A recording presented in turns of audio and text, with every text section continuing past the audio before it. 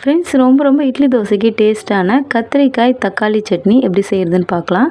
கடாயை சூடு பண்ணிவிட்டு ஒரு டேபிள் ஸ்பூன் எண்ணெய், 10 பல் பூண்டு, ஒரு பெரிய சைஸ் வெங்காயம், ஒரு பச்சை மிளகாய், கொஞ்சமாக கருவேப்பிலை இலைகள் சேர்த்துட்டு லேசாக வதக்கிக்கோங்க.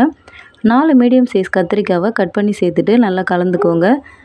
3 மீடியம் சைஸ் தக்காளியை கட் பண்ணி சேர்த்துக்கோங்க. கொஞ்சமாக கொத்தமல்லி இலைகள் சேர்த்துட்டு இதோடவே 1/4 டீஸ்பூன் மஞ்சள் தூள், 1/2 teaspoon Kashmiri chilli powder, 1/2 teaspoon மல்லித்தூள், தேவையான அளவு உப்பு சேர்த்துட்டு இதை நல்லா வதக்கிக்கோங்க.